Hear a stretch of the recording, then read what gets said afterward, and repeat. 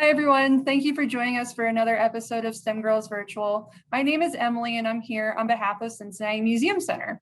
On this show, we talk about different careers in the STEM field, those fields being science, technology, engineering, and math. Today is a special episode because we're going to be talking about STEAM, science, technology, engineering, art, and math. And we have Dr. Carolyn Mazloomi joining us. Dr. Mazloomi is a noted quilt historian and folklorist. Thank you for joining us today. Thank you. Yes, and on top of being a noted African-American quilt historian and folklorist, you also have a doctorate in aerospace engineering. Can you explain what aerospace engineering is for our viewers? Well, it's the primary field of engineering concerned with the design, the development, and the testing and production of aircraft or spacecraft. And its related systems and equipment. And in my case, it is aircraft. Okay. And what made you want to pursue this while you were at school? Well, ever since I was a child, I've always been fascinated by flight. I've always been fascinated by airplanes. And from a young person, I always knew one day I would learn how to fly. So with that interest in mind, I enrolled in flight school, and that led to an airframe and power plant maintenance degree. Airframe and power plant maintenance enabled me to fix any of the mechanics on small aircraft that I would be flying. Anyway, I had an opportunity to go to graduate school and I didn't have to pay. I had a scholarship, so I took advantage of that. And that's how I got my doctorate. And that's it. I mean, that's really interesting. And I find it really great that you had this passion since childhood, and you stuck with it, and you not only learned how to fix aircraft, fly them, and get an education along the way. So I think that's really, really cool that, you did that. I often say I'm a dreamer, and I encouraged my children to have dreams, and those dreams are important because they lead to a career and lead us to do things that we're highly interested in. So that's good, and it's spiritually necessary. Yes, we've talked about on this show with other interviewees, just if you have an interest, you can probably make a career out of it, and maybe that's in the STEM field, and that's amazing. So that's great. And we chatted about this a while ago, but could you talk a little bit about why STEM representation, particularly in STEM, is important? Well, the first and main reason we need diverse voices, and diverse voices are inclusive of all genders, all races, and all cultures. Even though you might come together in a working group and you can have the same degree, you can have the same degree of education, but everybody thinks differently. So to have those different voices is important because they add to the final outcome or the final product. Those voices are necessary. Yeah. We want to get out of sameness and we want to be inclusive. Yes, and many careers in STEM, especially, you need creativity to maybe solve a problem or figure something out, and having people who think differently than you would just make it even easier. Exactly. To accomplish that. When I started in this field, which I've been out of for decades now, but when I started out, I worked only with white military men.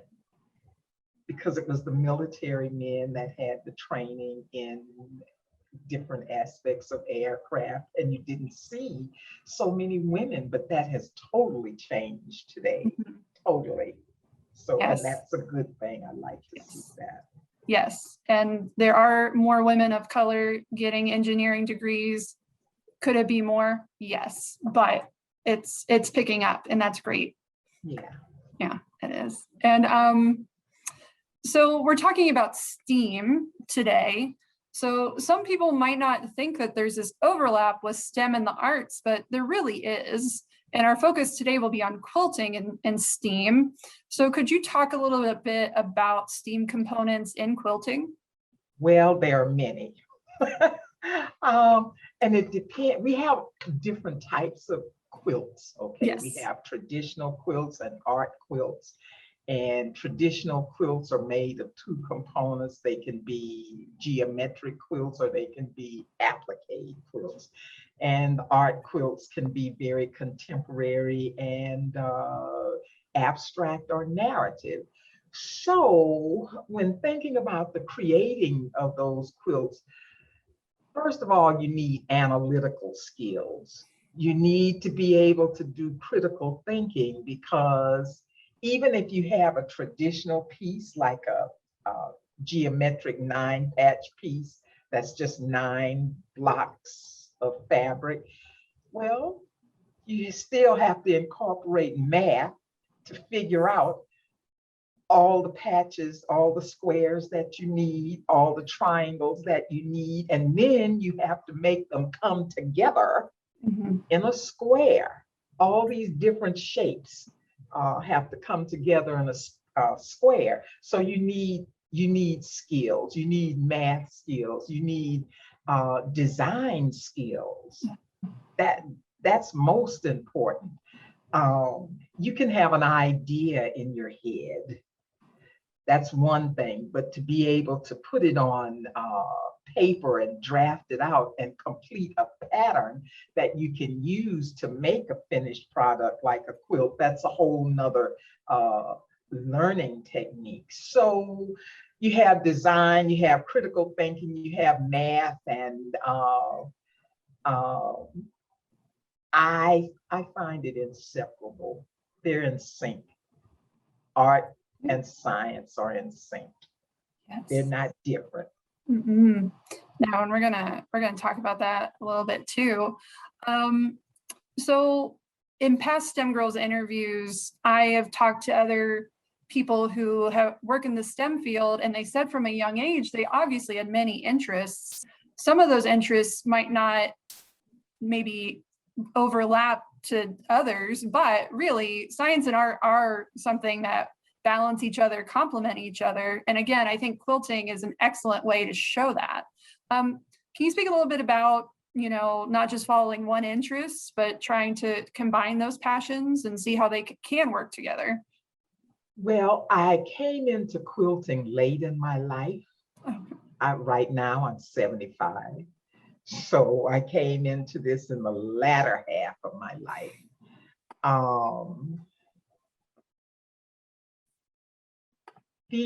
I think to me, quilting is an art form, engineering is an art form.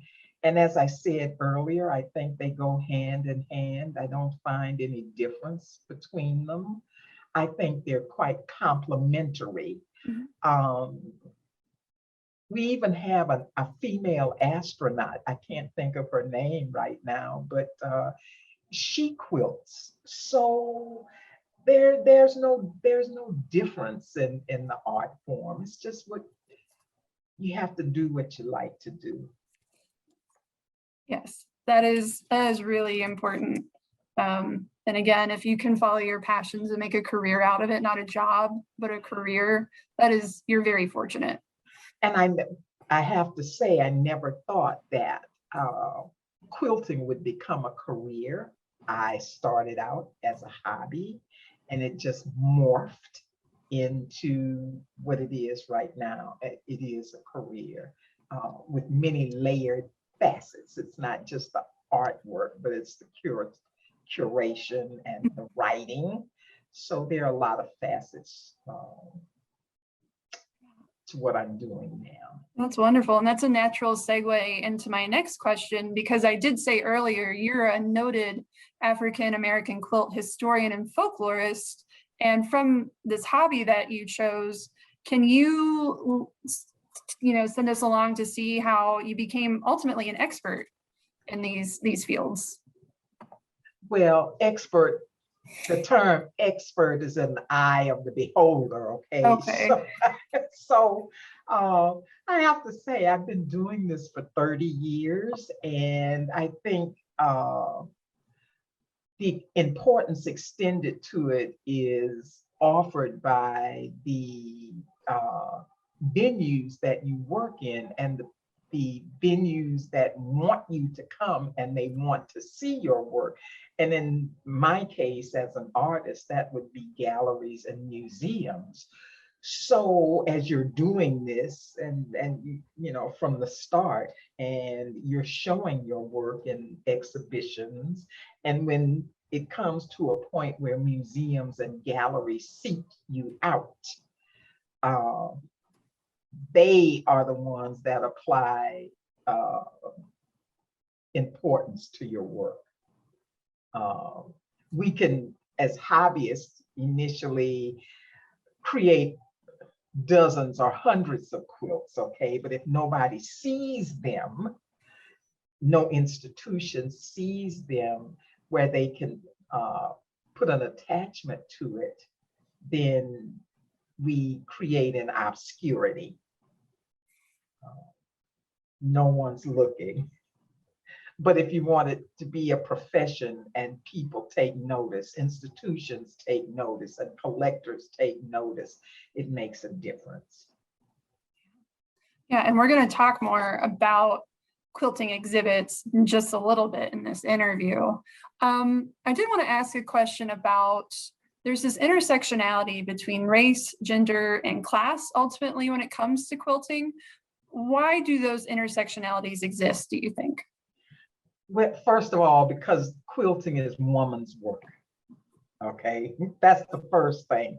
I don't know if you thought about that, but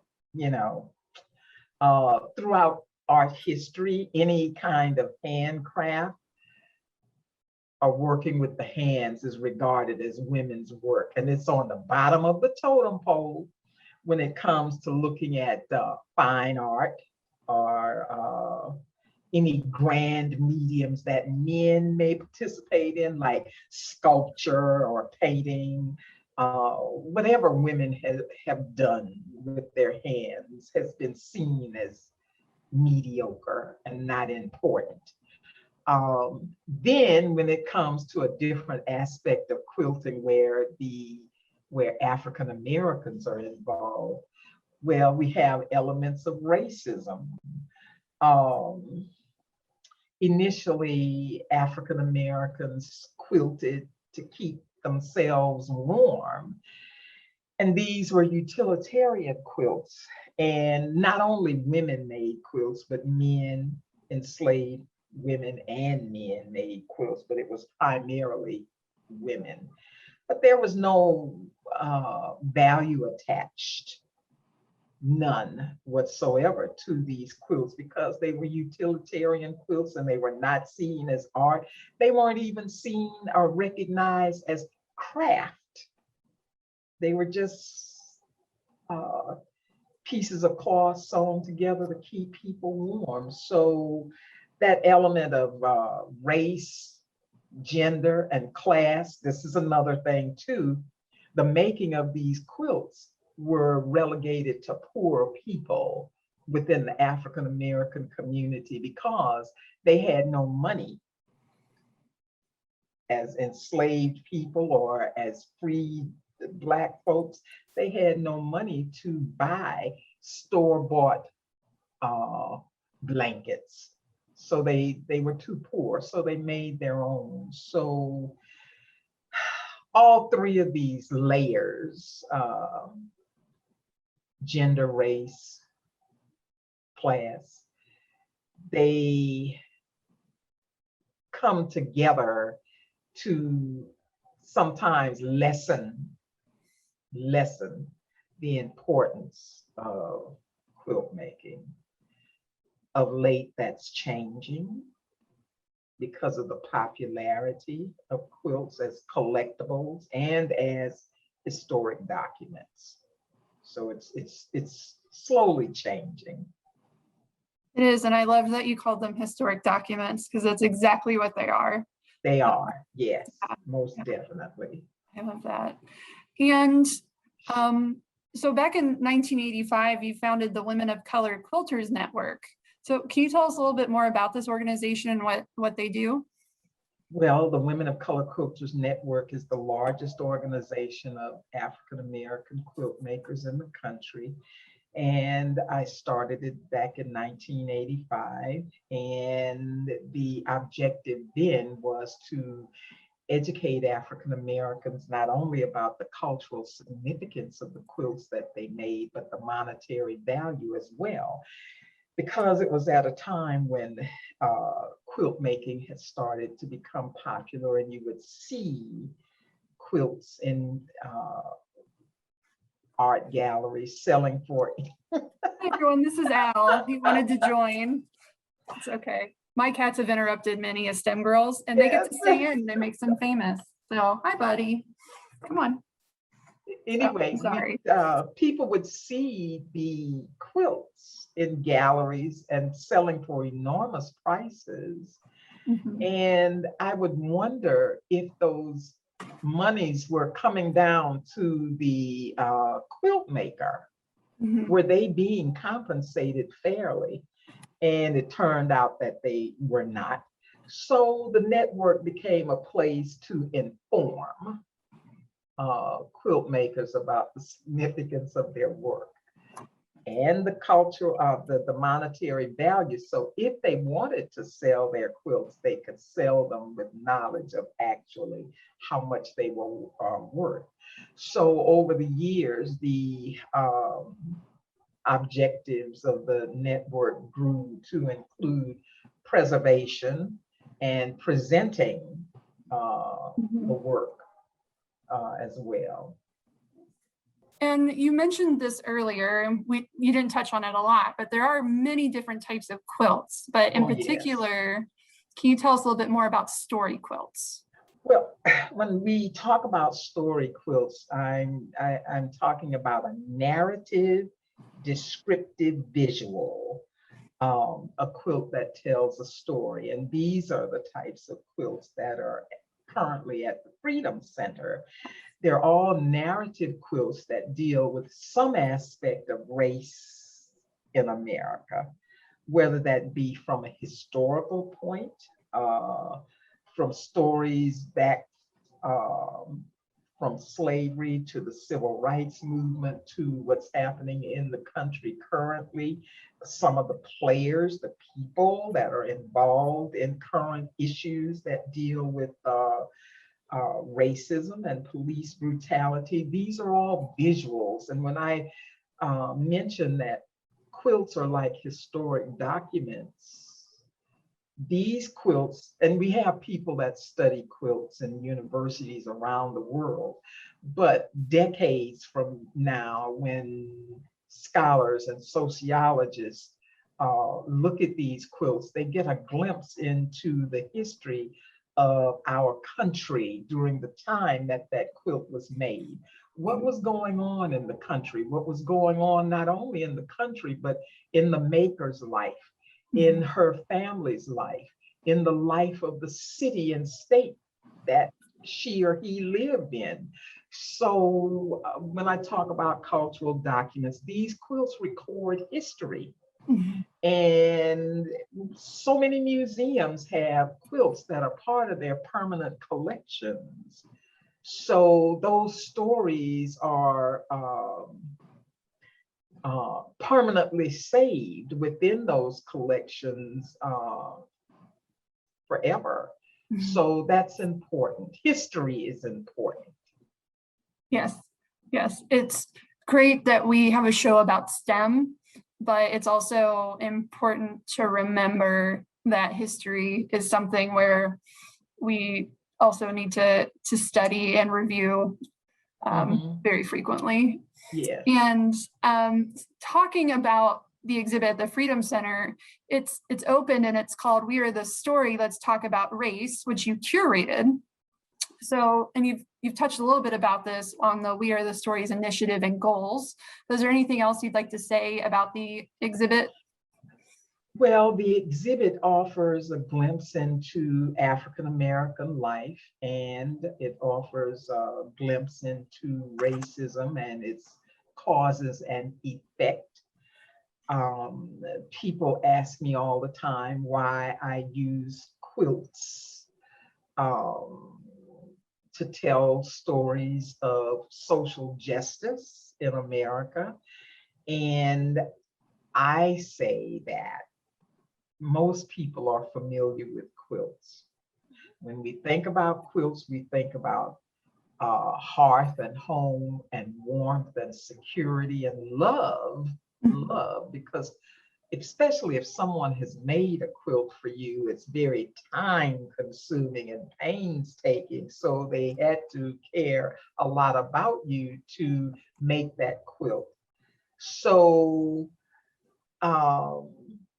using a quilt to tell a difficult story it's a good thing.